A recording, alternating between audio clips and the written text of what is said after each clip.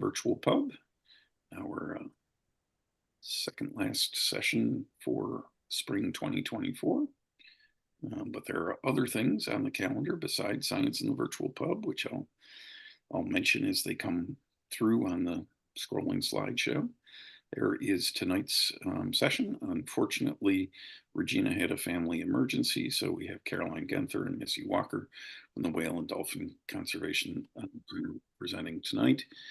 And 2 weeks from tonight, we'll be going out. We're going out to sea both tonight and 2 weeks from tonight. 2 weeks from tonight, it'll be with the International Ocean Drilling Program. There is a link to donate to support Science in the Virtual Pub. There is a link for the Learning Earth newsletter, which just came out today. And it's got lots of information about all kinds of new resources and programming, including Climate Model Ensembles workshop for educators on May 22nd, and our summer workshop, and I didn't have room on that one for a QR code. So again, you can find that info in the newsletter, which comes up again on the next slide. So welcome, welcome. And I'm gonna pour myself a beer.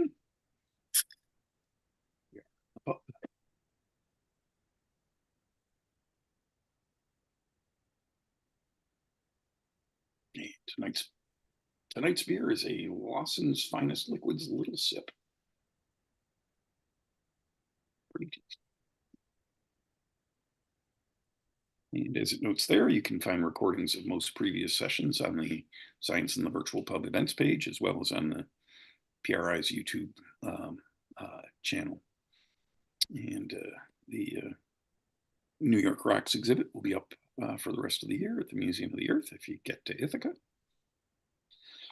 And again, we are the Paleontological Research Institution.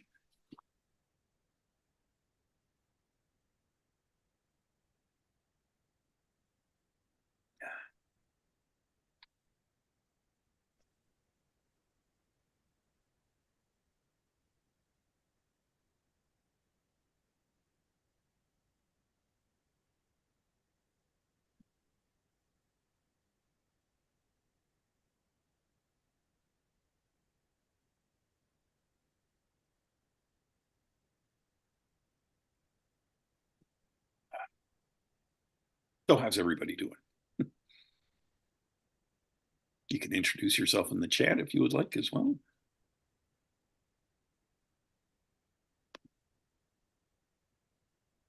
Usually we have a little bit more chit chat. People are quiet tonight.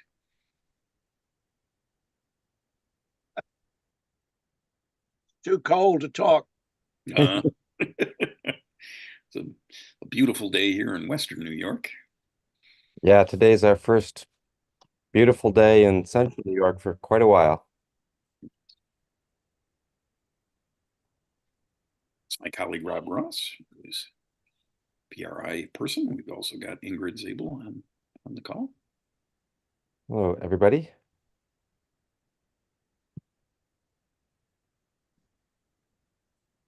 Caroline, thank you for being here. Yes, thank you very much for pinch hitting. Of course. That it's necessary. And I'll note that part of the inspiration for asking tonight's presenters was we have a right whale skeleton at the Museum of the Earth. If you've been there, you can't miss it. And it was killed by being caught up in a fishing line. And the theme of this year's Earth Day nationwide is plastics and the planet. And so we thought bringing together our right whale with the theme of Earth Day made good sense for our Earth Day session. And that is our Earth Day session is tonight.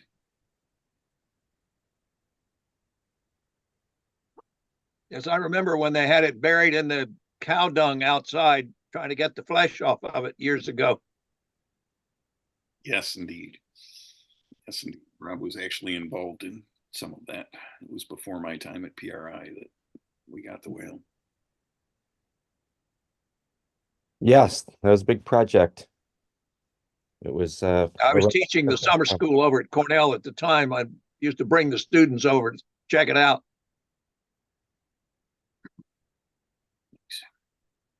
with their clothespins, of course, for their, Yes. It's a stinky deal, man. it was, but it worked. Renee, I hope your grading is going well. And Kyle, welcome back. Good to have you back. So again, I'm going to back up that slide. So this is tonight's talk, Saving the Whales Who Can Help Us Save Us. And our speaker, Regina, was not able to join us because of a family emergency. So we instead have Caroline Genther and Missy Walker from the Whale and Conservation, Whale and Dolphin Conservation North America.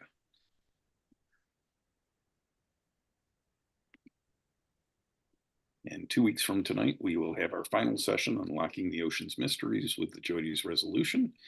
And we'll have a panel of 4 educators who have sailed and scientists, educators/scientists who have sailed on the JR, which I have done as well. And I'll be moderating that panel. You can donate to Science in the Virtual Pub there. And our educator newsletter just went out today. And you can scan that QR code to get there and learn about all kinds of new resources and programming that are coming up, including a teacher workshop on climate model ensembles on May 22nd with Ben Brown-Steiner, and a summer workshop at the Museum of the Earth from August 21 to 23 on teaching climate change. And again, you can find that info in the Learning Earth newsletter, and I'll put the link to that in the chat. And that is what's coming up. And I think I am going to hand it off to Missy, who is going to hand it off to Caroline. So, Missy Walker, go ahead and take it away. Good evening, everybody. We are. Okay. Sorry. All right. I am Missy Walker. I am the Deputy Director over at Whale and Dolphin Conservation. As Don was saying, this is our North American office. We are an international conservation group. We have offices in the UK, in Chippenham, in Munich, Germany. We have a partner office that's no longer WDC in Buenos Aires, and we have an office in Australia, as well as a visitor center in Scotland, the Scottish Dolphin Centre. So our organization is about 35 years old, with the North American office coming up on our 20th anniversary in 2005. We were founded here in 2005, so 2025. As Don said, Regina's not able to make it today. So Caroline's going to be filling in and telling you more about the work that we're doing to protect the critically endangered North Atlantic right whale. And Rob, thank you for sending that link over about the story of whale number 2030. I'm not familiar with that, so I'm looking forward to hearing that story. There are a lot of heartbreaking stories about these whales. And so as we go through the slides and have the questions at the end, I just also want to preface this that Caroline is joining us. She is our stranding specialist. We hold one of the federal permits as a marine mammal stranding organization. And so Caroline is here full time with us, taking care of our about 200 miles of coastline that we act as first responders to for marine mammals that are in distress. So I'm happy to field some questions about that in a little bit. But I saw the last slide on here is that if we have any questions today that I certainly can't answer, I'm budget fundraising, all the non-fun science stuff, non-science stuff. If Caroline cannot answer them, we'll certainly have Regina follow up with you at another time. So with that, I want to say thank you. We've had an amazing Earth Week, I have to say. It's been super busy, but we were looking forward very much to this presentation tonight as well. So Caroline, I'm going to turn it over to you and I'm going to get the slideshow going. Perfect. Hi, everyone. I'm Caroline.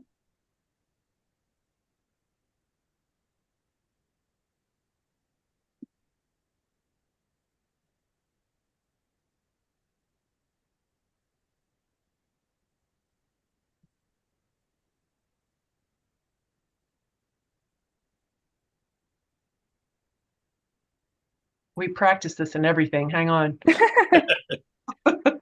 Robert, click your share computer sound button too. It's a computer. Yep. Situation normal, all fouled up. Yes, indeed, to put it politely. And in the Army, we used to add fouled up beyond belief. Here it comes. There we go. Great. Perfect. Thank you, Missy. So here we have our presentation. We're starting off with a little pub joke here. A biologist, a lawyer, a communication specialist, and a lobbyist walked into a bar using science and policy to save North Atlantic right whales. Forward slide. So the North Atlantic right whale is a critically endangered whale that lives along the U.S. East Coast and Atlantic Canada. Their population is less than 360, making them critically endangered. There are fewer than 70 reproductive females remaining. They grow to be 45 to 55 feet long and up to 70 tons, so they're a big whale. Their biggest threats are accidental entanglements in fishing gear and vessel strikes. Forward slide. So the scientist that walks into this bar, they're gathering data that tells us that there's a problem. So as you can see on this graph here, we have different things that are happening to our North Atlantic right whale. So this SI/M on the right side there is serious injury and morbidity. So you can see that that's been rising since about 2011, as well as entanglements. And ship strikes seem to have been going down, and they're on the rise again. Forward slide. And you can see that they are now just exponentially, go back one to see, yep, exponentially growing. Since 2015, we have seen just such a increase in all three of these things happening to our North Atlantic right whales. Forward slide. So this graph shows the population of North Atlantic right whales. Again, as you can see, increasing up to 2010, and then just starts dropping again as we go down. I think maybe, yeah, 2010. And it just keeps going down. Forward slide.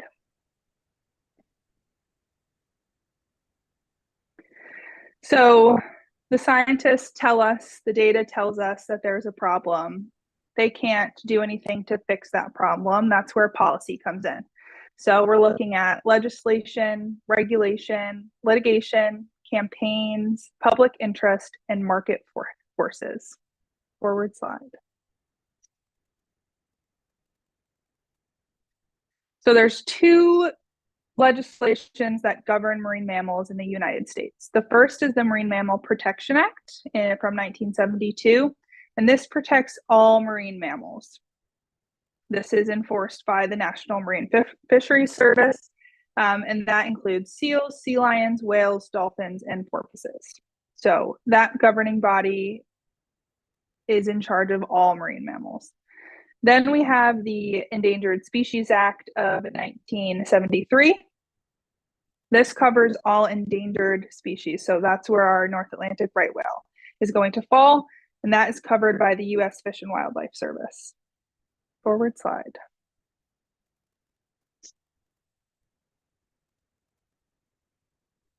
So the Marine Mammal Protection Act tells us that we are allowed to take a certain number of animals per year. Of course, we're interested in keeping animals safe, but there's an economy to run. There are things that need to happen. So there's a certain amount of animals that we can take, excluding natural mortality, and the population is still going to keep growing. So we call this the potential biological removal. This is the rate of mortality, which excludes natural mortality, at which the population can remain within its optimal sustainable population level. So the PBR tells us how many animals can die from unnatural causes and the population remains stable. Forward slide.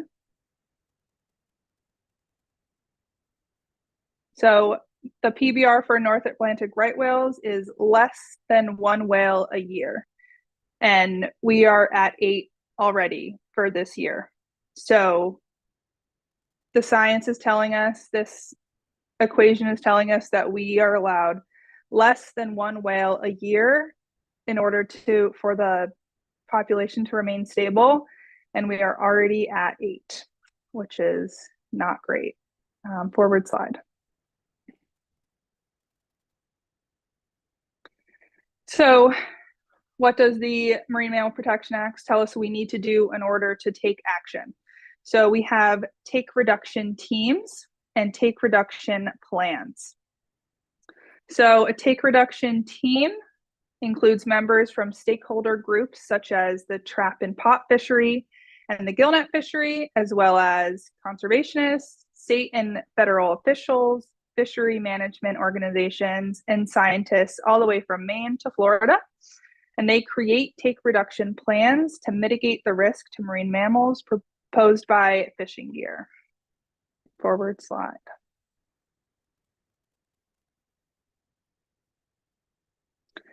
So how do whales get entangled?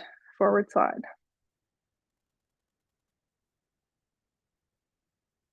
So here we have our fishing vessel, and it's putting down some pots on the bottom, and you can see these 2 vertical lines that are up going to the surface.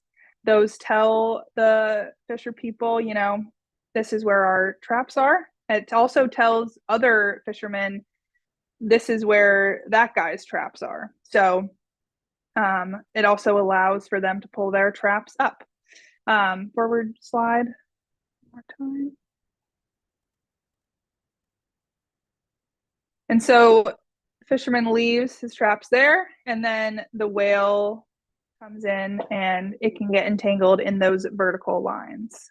Forward slide.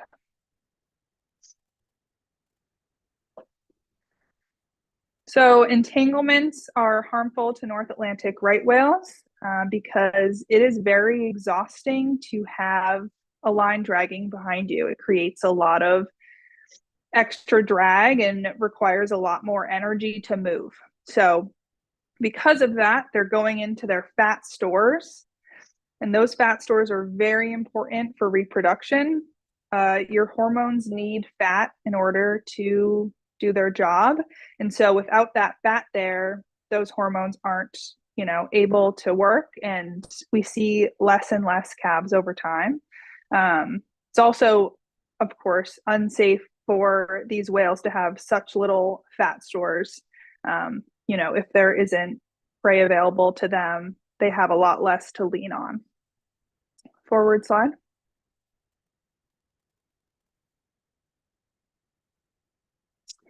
So one thing that we worked on was moving from a floating line. You can see in the first picture, these traps are connected by a line that's able to float up. And so whales were getting entangled in those lines. But WDC helped to develop a rule to reduce the amount of ground line in the water column by proposing sinking lines. So now those lines are along the bottom instead of floating up and allowing the whale to be able to get entangled there. So that greatly reduced the threat of entanglement to right whales. Forward slide. This here is a map that shows changes to the Northeast lobster and Jonah crab minimum trap per trawl requirement.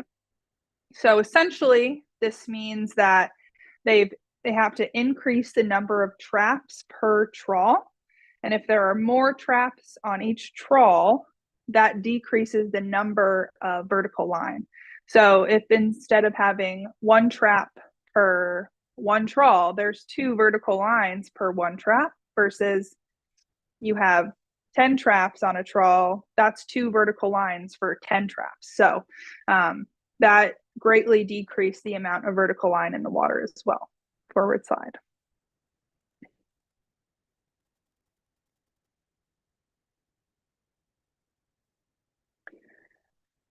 Another regulation that was put into place was gear marking for federal waters.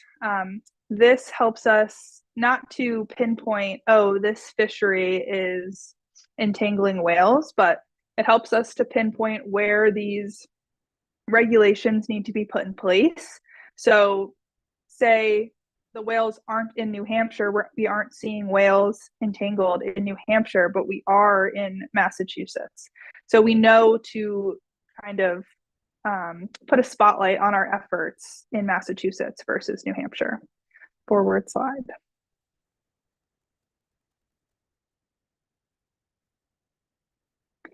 The current solution to the entanglements are seasonal closures to fishing with buoy lines in right whale habitats. This economically impacts fishing communities if they can't fish. It also can increase the risk to other species of whales if the fishing gear is just moved outside of these closures instead of pulled from the water. We can forward slide.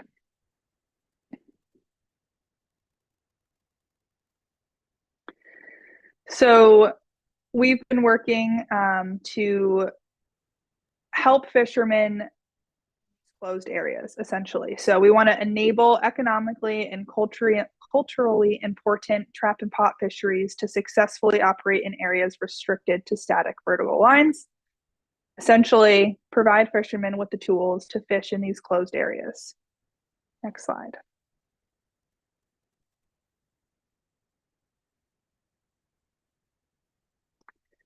So the way that we're doing this is by implementing on-demand fishing gear. So on-demand gear is gear that has a lot less rope than normal fishing gear. Traditional methods, of course, use that rope attached to a buoy to locate and haul gear. On-demand equipment's main benefit is that it does not need a persistent vertical line to connect it to the buoy. So this technology has the potential to benefit both the whales and the fishermen. Next slide.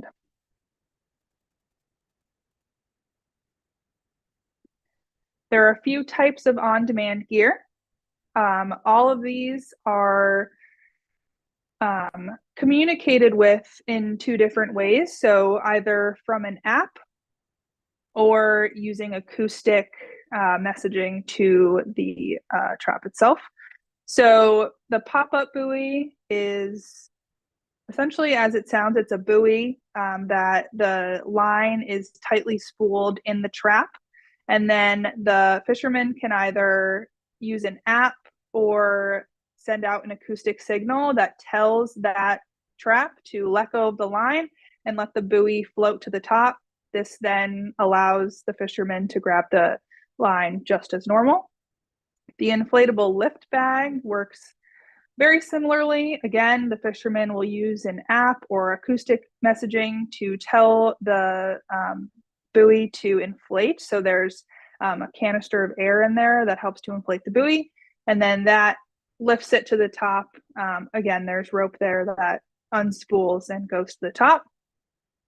The buoyant spool, that spool is buoyant. It wants to come to the top. So that rope around it is tightly strung and it's secured so that it stays until the fisherman tells it to come to the top.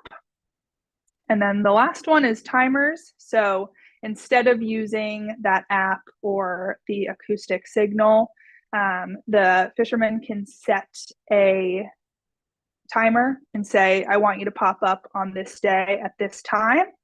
And so that's an option as well. Forward slide.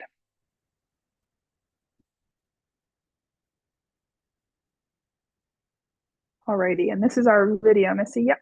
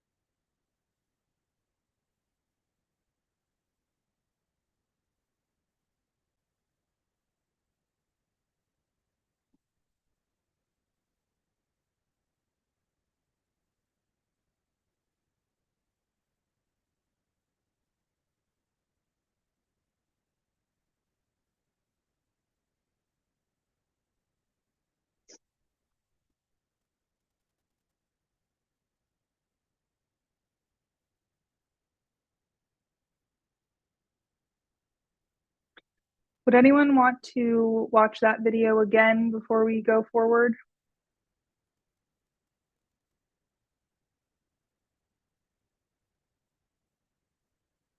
All good? Okay, forward slide.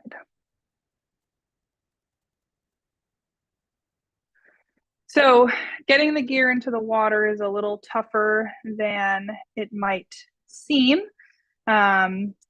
These are closed areas, and this is gear that has not been permitted by state and federal regulations to be in the water. It is not legal to have gear with no vertical line right now.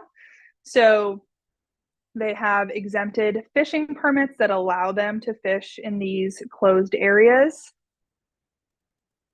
And then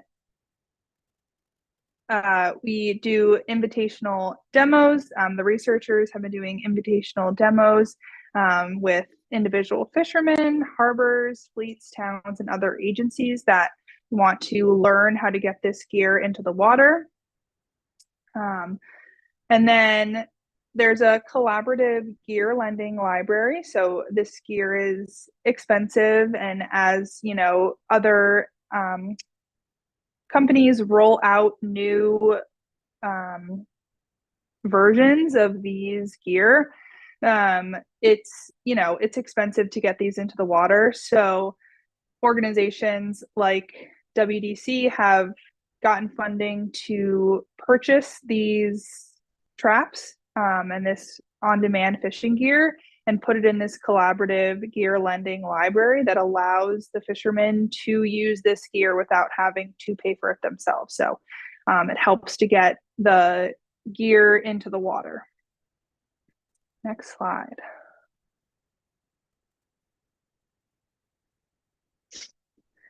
So this has been, happening since 2020. So we've been seeing some pretty high success rates between the seasons, starting off at 71%, and now we're at 90. This is an old visual, but it did stick around 90 for 2023. And you can see we had double the amount of hauls, or close to double the amount of hauls in 2023 that we did in 2022. And the success rate stayed the same. So, and that's amazing because we had so many new fishermen as well, and so many new types of gear in the water. So could have been a lot of areas for difficulty, but it stayed around 90, which is great.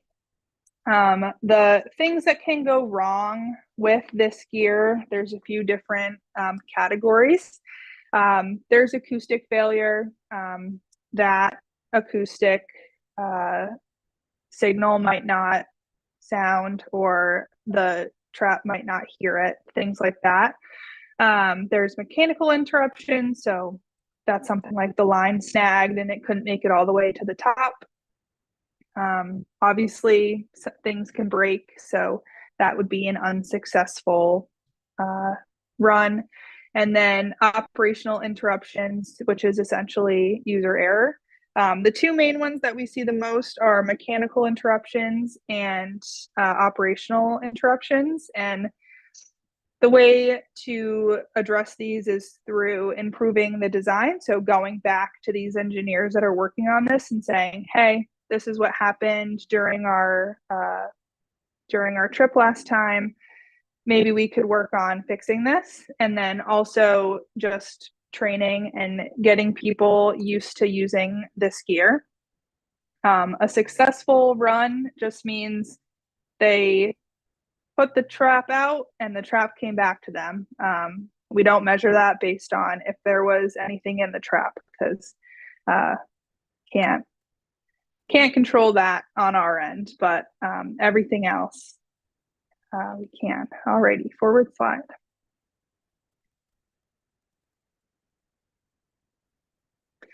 So we really like to emphasize that this is research through collaboration. It would not be possible without everyone's help. So conservation organizations, state agencies, gear manufacturers, and bottom line, the fishermen.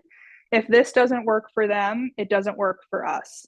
So really just listening to their suggestions. They are the ones working out on the water all the time. They know what works and what doesn't. So really making sure that we are listening to what they're saying and take those suggestions and take them to the gear manufacturers and the engineers, and then, you know, get those changes into practice and see how they work on the water as well. This is the collaboration is what makes the gear lending library so accessible and also successful. You can forward slide.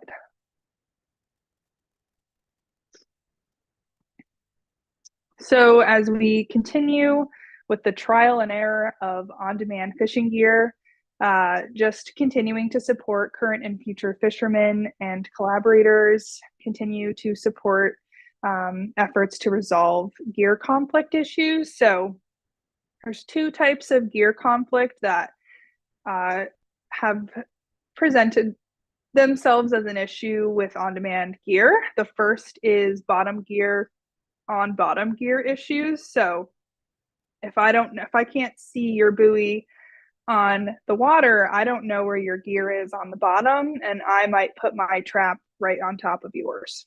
So that's one kind of gear conflict. The other one is bottom gear on moving gear conflicts. So essentially, people who are dredging, if they don't know where your gear is, they might dredge right over your gear. So that's something that people are working on, you know, figuring out how do we do this. And then just preparing for fishing in 2024 closed areas, working on interoperability standards. So essentially this means that the government can't tell you what brand to buy. And as we saw, there are a lot of different kinds of on-demand gear. So how do we get all of these types of gear essentially talking to each other? One way to think about it is the government can't tell you which phone company to use, but all of our phones need to talk to each other. So working on that, and then also market initiatives. Forward slide.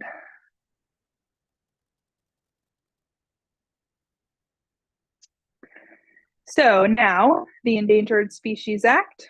So a threatened species is any species which is likely to become an endangered species within the foreseeable future throughout all or a significant portion of its range. And then an endangered species is any species in danger of extinction throughout all or a significant portion of its range. Forward slide.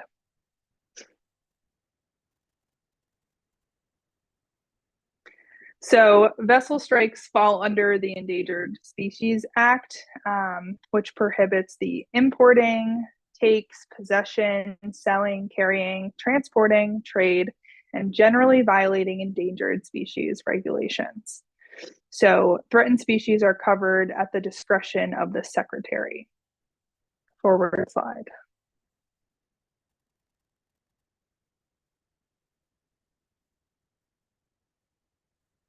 So our progress with ship strikes, this is data showing that slowing vessels to 10 knots or less reduces the likelihood of fatal ship strike. In December 2008, NOAA released a rule requiring vessels 20 meters or larger to slow to 10 knots in known right whale habitats seasonally. And this did work. This rule from 2008 worked until the whales started moving. So we have new data, so we need to have new policy. Forward slide. So this shows a proposed rule that NOAA gave that has most vessels 35 feet or longer slowing within these areas. And you can see this is all down the East Coast. Forward slide.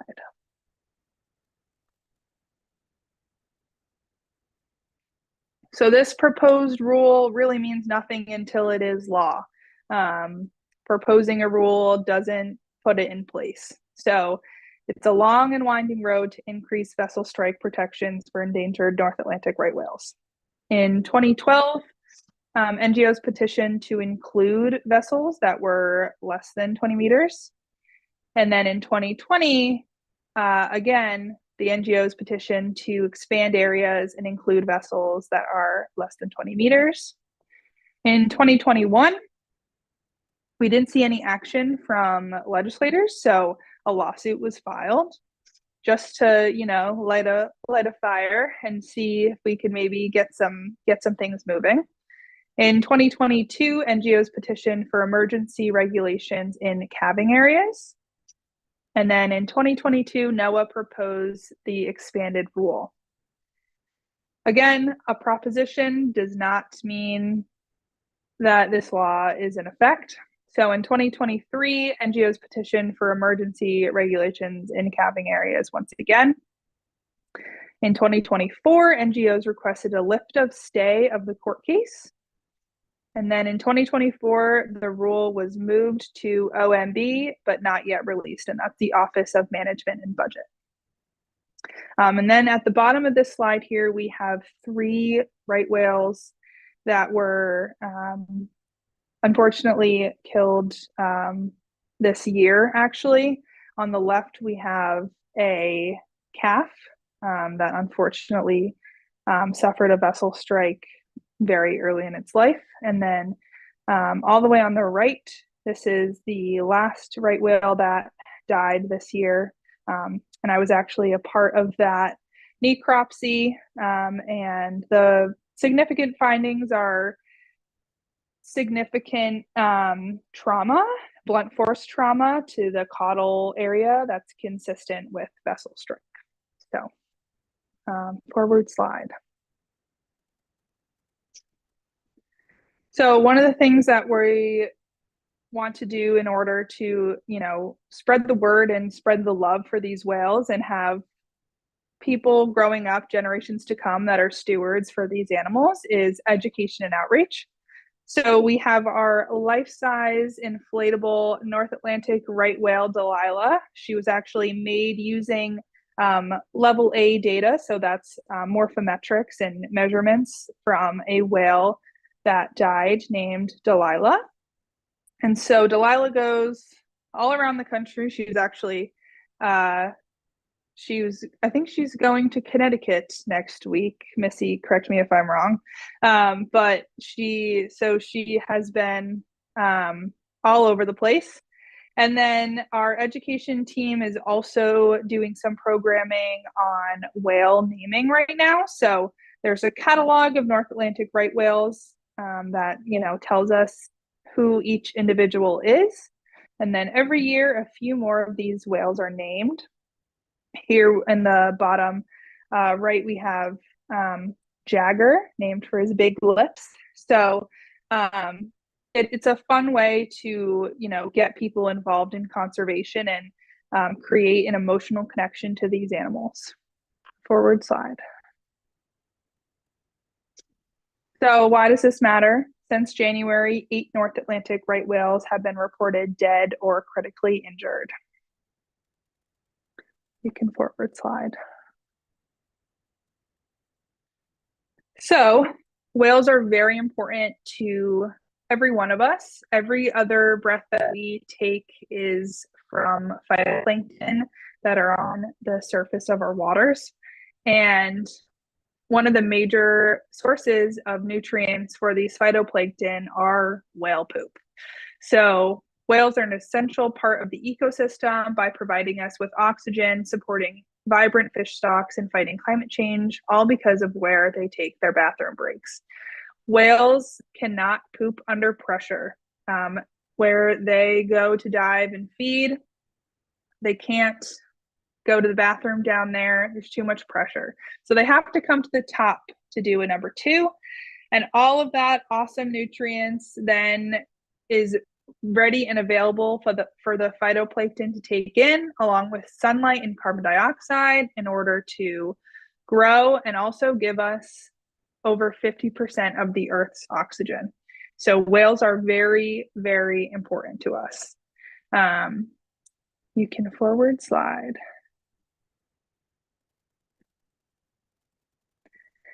And also, natural death brings life. Some of you may have heard of the whale fall. So essentially, when a whale dies, it falls to the bottom of the ocean, and it provides food and nutrients to so many organisms in the ocean, all the way down to little, fungi that go and break it down. So from the big predators, you can see when a whale strands and it's floating, you'll see sharks that are taking big bites out of that. It's great food for so many organisms in the ocean. Forward slide. So what is WDC doing? So we're working on reducing accidental entanglements. Regina serves on take reduction teams. We comment on public proposals, campaign to improve regulations, work with partners, including industry, to find alternative fishing gear that won't entangle whales, and support field research efforts. To reduce vessel strikes, we petition the government, engage in litigation and lobbying when needed, deliver boater outreach programs to commercial whale watch vessels.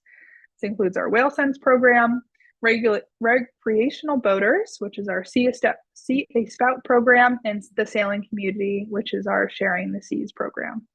And then again, education and outreach through our Delilah programs, on-demand STEM curriculum, outreach events, and our social media and comms efforts. Can forward slide. So what can you do? Vote. Even the smallest election matters, all the way up to national elections. Donate to a group who is doing work you want to support. That does not necessarily mean us, but any group who you feel aligned with, donate to them. Write and call elected officials or respond to comment periods. The feedback that we've gotten is that calling does the most to, really make sure that they are seeing that people are interested in these topics. And then share reliable information and correct any misinformation that you hear. Forward slide.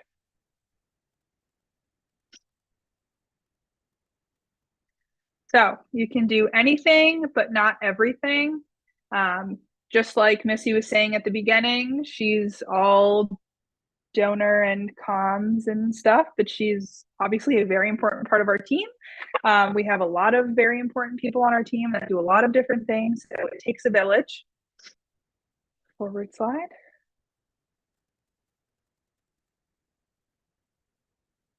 So to close us off, a biologist, a lawyer, a communication specialist, a lobbyist, and a bunch of people who love whales saved the North Atlantic right whale. Forward slide. Alrighty, we're ready for questions. And like Missy said at the beginning, if you have a question that one of us cannot answer for you, I can put Regina's email in the chat, and you can feel free to email her your questions, and she will do her best to get back to you. Thank you, Caroline. That was great. And I will open it up for questions, and you can either raise your hand, or we're a small enough crowd that you can probably just unmute yourself. You can raise your hand electronically at the reactions button on Zoom, or just go like this. And I see William has a question. Go ahead. Go ahead, Bill. Well, not so much a excuse me, not so much a question, but there was a marvelous article in the Economist the last couple of months. I'm sorry I don't have it on hand to give you the precise data on which issue it was, but it was an article about economists putting an economic value, dollar value, on a whale related to how it helps climate change and all of these things. And it was a marvelous, about a 5-page article. And it's been since December. I know that much because a lot of my mail accumulated when we were in Australia, and I know it was in that batch. And so if you look up whales and economic value, I'm sure it'll show up somewhere. I do highly recommend it. We're currently funding 2 research projects, and they're just finishing up right now. Dr. Heidi Pearson and Dr. Joe Roman, trying to do exactly that. So that one of those last slides that you saw talked about the biological role that whales are playing. And we don't have enough research on that right now, enough data to be able to quantify it. And so we're looking at what that means. And then there's been some controversial information that's come out about, you know, kind of the economic value of whales. And so there had been some work put out by Ralph Chammy, and I think that continues to float around. And so that's where WDC is stepping in behind this research, because we really feel that in order to make statements like that, as Caroline had talked about, we have these 3 components to our work. We have the policy part, the science part, and the outreach and education part, and they all weave together. We need that sound science in order to not only teach individuals and have them informed so that they can make informed decisions, but also to guide our policy work. And we need to be doing the outreach, because if folks don't have any idea, first of all, about the value of whales, but also just that interest in creating the affinity towards the ocean and all of these other pieces. So I'm so pleased that you mentioned that article. Just be mindful as you take in all this information, and make sure that you have great sources that are being cited in there and backing everything up. I just put in the chat also, Caroline had talked about the PBR. And one of the things that we don't talk a lot about is who's being taken. So this TEDx talk that Regina had done a few years ago talks about the innovators in the whale world, not about right whales, but about humpback whales. And so when you have a chance, it's about 18 minutes or so, and it's well worth watching to learn a little bit more about how smart whales are to begin with. But just that, we talked about PBR as, less than 1 whale per year. We've lost 8. But if that 1 whale is that innovating whale, that innovating breeding female whale, that's a huge loss. So where is it okay that we say, sure, we can have human impacts take a certain number of these animals each year? Thanks. Ingrid's got a question. Go ahead, Ingrid. A question for Caroline. So I never met anyone before who had a job title of stranding specialist. And I was wondering if you could tell us about what's involved in your job day to day. Yeah. So day to day is a bit, it varies based on what we have in the field. So marine mammals stranding is a field that includes a lot of organizations, a lot of stranding organizations all around the world. They're all down the East Coast, all down the West Coast. And essentially we're permitted by NOAA to do stranding work and to collect data on stranded animals, as well as help them if they're in distress. So just this morning, I was out collecting level A data on an adult harp seal. And level A data includes a straight length and a sex, and that's essentially it, and the location of the animal. But, we always go a step further and, examine the whole animal externally, take a lot of photos and things like that. I also sat in on the large whale UME, which North Atlantic right whales are in a unusual mortality event right now due to ship strikes and entanglement. So I sat in on the operational briefing for that today, and then entered in my data, and now, so it's different day to day. We can be working. We can have a day where we don't go out into the field at all. We can have a day where we're working with live animals on the beach. We get a lot of seals in our region, so like I said, today we had a harp seal. It's actually a visitor species in our area, which is the South Shore of Massachusetts. And so they come down from the Arctic in the winter months. But we have two resident species, which are gray and harbor seals, and they're here all year round.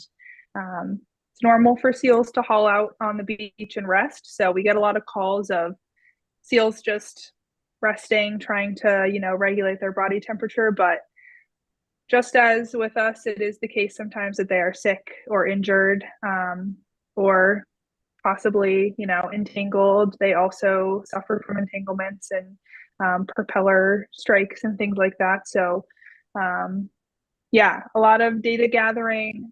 But when there are live animals, we do health assessments and we determine if maybe they could benefits from some rehab for seals.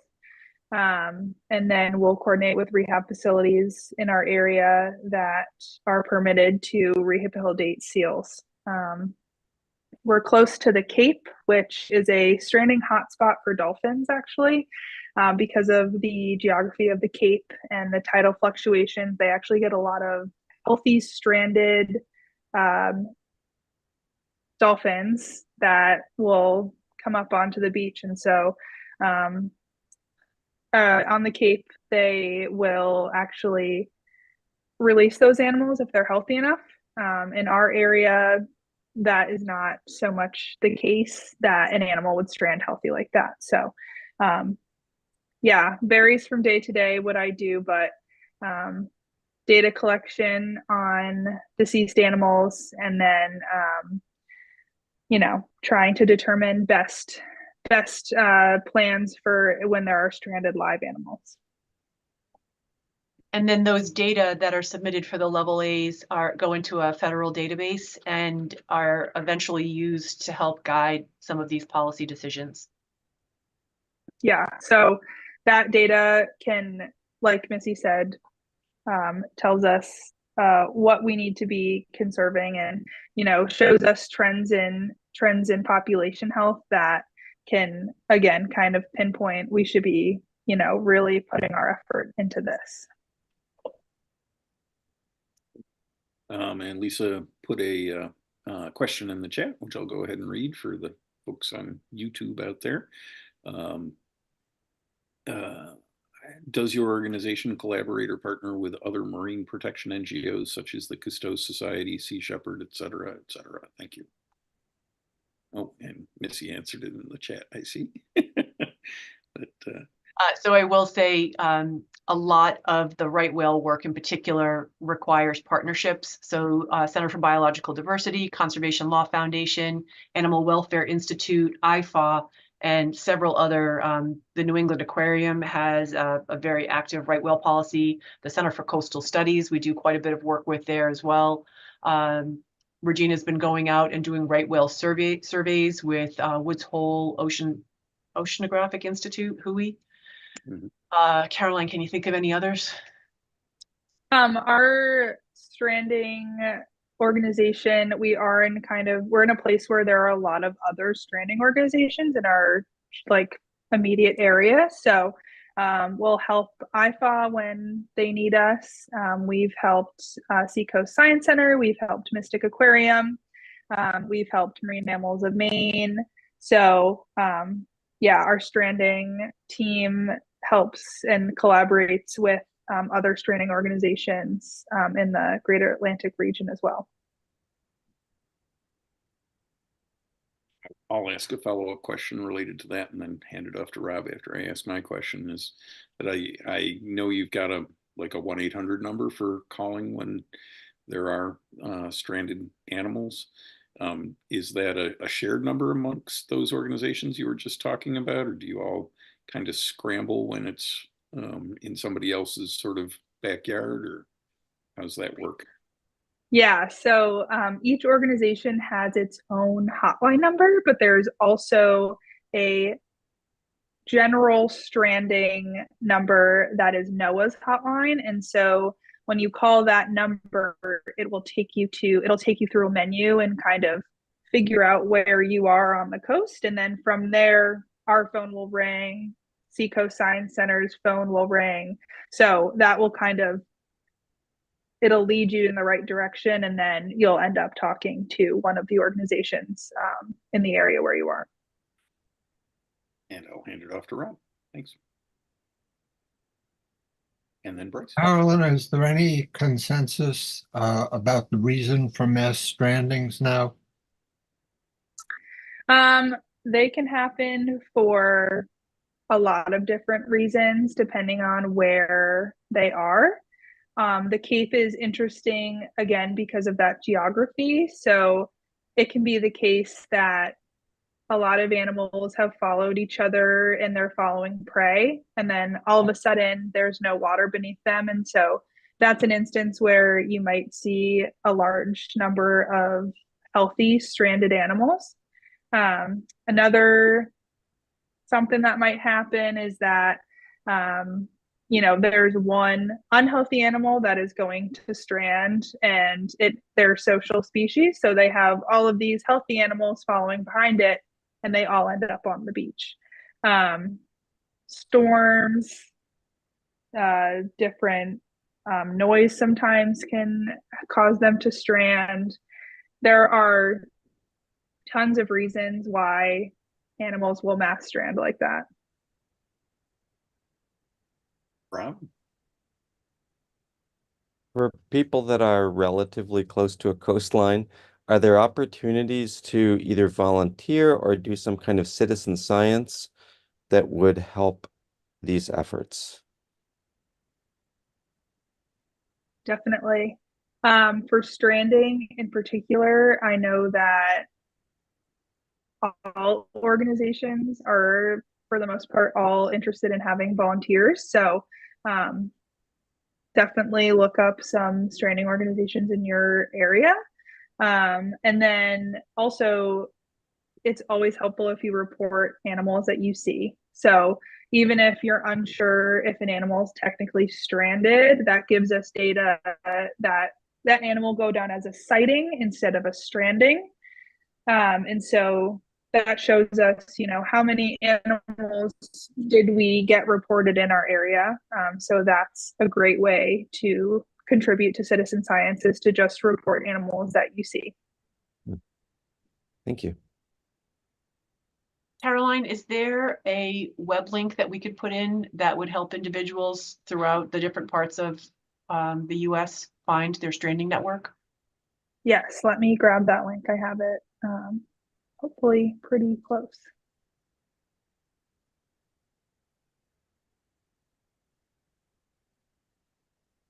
Other questions? I might have one more if no one else does. Yeah, I have another question, but I'll let Caroline concentrate. That's okay. Don, do you want to go ahead? Yeah, mine is probably pretty simple. Just wondering about the acoustic nature of some of the equipment. And so is that a signal that you can hear that sounds like, the sonar bips in the old submarine movies, or and does it have are there concerns about adding sounds that might disturb animals and that sort of thing?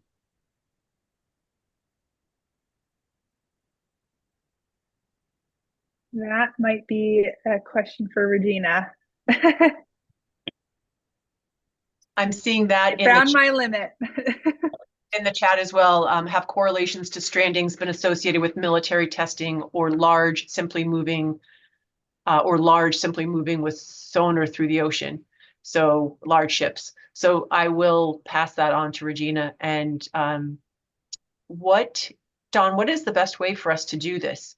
Are most of our guests tonight repeats, so they'll be at the next one, or do you have an email list that the answers could then be sent back out to them for this? I will. Yeah, the Zoom generates an attendance list that will have the emails associated with it, so I can send off Great answers to everybody. And there are the stranding regions in the chat. Yeah, thank you, Caroline, for finding that. Does anyone have any questions about our on-demand work? We are, obviously super excited about this. We're in our 5th year of testing. You did have a chance to see how everything works within here. And part of the reason for us in promoting this to groups like this is, you can think back to the dolphin-free tuna movements that had happened way back when. I think it was like the 80s and 90s. So we're looking at creating a similar movement, as Caroline was showing you, that sinking ground line. So all of Massachusetts uses sinking ground line. In Maine, I believe I'm accurate in saying only about 30% of the lobster areas are using that sinking ground line, and 70% do not. Massachusetts and Massachusetts fishermen are Massachusetts has been better about implementing regulations that will protect whales, far more than Maine has been. So if you have a choice to choose between, they're the same lobsters. They just happen to cross state lines, state waters. So if you have a chance to choose a Massachusetts lobster over a Maine lobster, I encourage you to do so, because the Massachusetts fishermen here have been made to toe the line. And so we are super grateful for that, and would like to encourage, obviously, their economy there. And with what we're doing with the on-demand gear, there are a lot of questions, and there are a lot of fishermen who are just not quite sure. One of the things I can't remember if Caroline mentioned is that this gear lending library is currently at no charge to these fishermen who are choosing to participate in the trials. And that's a really important piece too. The gear is expensive right now. It's not being produced at scale. So organizations like WDC and our partners are finding grant funds and buying this and putting it in the lending library for the fishermen. And one of the big pieces of feedback we're hearing is that although this gear will be more expensive than traditional gear at this moment, that in the long run, they aren't losing their gear. They aren't losing it to entanglements. They aren't losing it in bad weather, and they aren't losing it to other types of vessels coming through.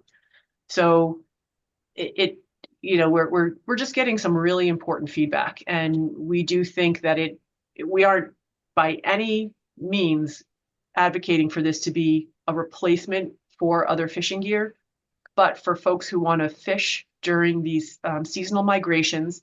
And you just kept seeing that with the maps that were shown.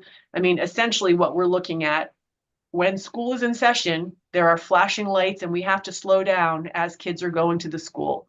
We're asking for the same thing during these migratory times. So it happens twice a year, and we're just looking and saying, hey, can we just have these slow down times while these whales and their calves are migrating north and following their prey? So I just wanted to add those little bits of pieces in for clarification for you. And again, if you have questions about the on-demand, go ahead. Well, I'm just wondering who produces more lobsters, Maine or Massachusetts? I don't know the answer to that. Yeah, so this is I guess maybe I should have known that there would be such state-to-state differences, and that might be part of our choice at the supermarket or at a restaurant. Is there, maybe it's on your website, but is there a centralized place where we could figure that out? And I mean, it strikes me that might be something. I'm sure that you're promoting it in your organization, but that might be something that museums like ours or other natural history organizations could promote, even if they're not along a coastline. Everybody's buying seafood from a coastline. The only source that I know of for that is the Monterey Bay Aquarium has a listing. Seafood guide or something. Yep.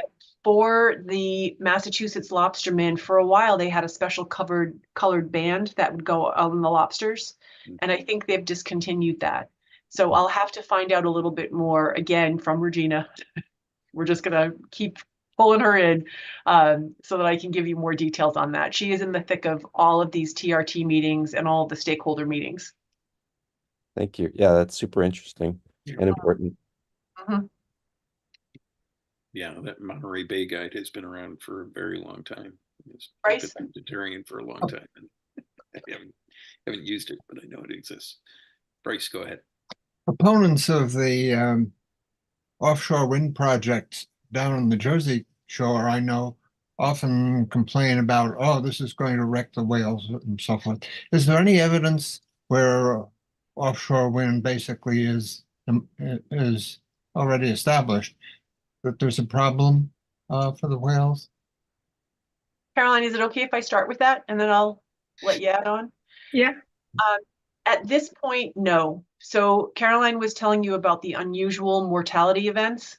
And so we had this unusual mortality event for humpbacks and I believe right whales in 2016, 2017, prior to any of these wind issues happening. And the necropsies that our team has been attending have continued to show two main sources: accidental entanglement and vessel strikes. We don't have anything yet that is showing any evidence that wind farms are causing any of these mortalities or injuries to the whales. So I can't say for a fact that there's no impact. As of yet, we aren't seeing any evidence that is saying, hey, there's something new that's happening here. And I think we want to be really careful in terms of vilifying an industry before we have anything that's pointing to that as a cause. That's not to say we're not keeping our ears and eyes and everything open. One of the things that we are really excited about, though, is that it is causing people to take a look at whales and their importance as these kind of what do we call them? The engineers of the ocean, environmental engineers. So we are appreciative of that, and we're able to say to those people who really are very vehement against wind that, hey, we don't have any evidence on that right yet, but if you really are caring about these whales, we have decades of data telling you about vessel strikes and accidental entanglement and fishing gear. Come learn, help us prevent these horrible injuries and deaths from those two known sources. So that's the, unfortunately, there's a silver lining to this, or fortunately. So it comes up all the time. We get a ton of wind questions, and we just don't have anything that's telling us anything different. Thank you. I'll add to that, Missy, just that the unusual mortality event, it did start in 2016, 2017. And just recently, we're seeing so much media about the whales and whale deaths. And so people are tending to think all of a sudden these whales are dying. When in fact, it's not all of a sudden. This has been going on for a few years now. So. Any other questions? That was really great. I'm sorry Regina wasn't able to join us, and especially sorry that it was an emergency that pulled her away. But Caroline and Missy did great, I think. So thanks very much. And the recording is available on our YouTube channel as we speak. And it'll be linked from the events page for Science in the Virtual Pub shortly. And thank you all, especially thanks to Caroline and Missy. Thank you very much. You're welcome, and thanks so much for having us and inviting us. If you need more information, it's super easy, whales.org, and you can go to our website and learn more. So thanks, everybody. We are hoping to bring Delilah to the Museum of the Earth sometime. It probably won't be in 2024, but maybe sometime in 2025. Great. That sounds like a good pairing. All right. Thanks much. Thank you.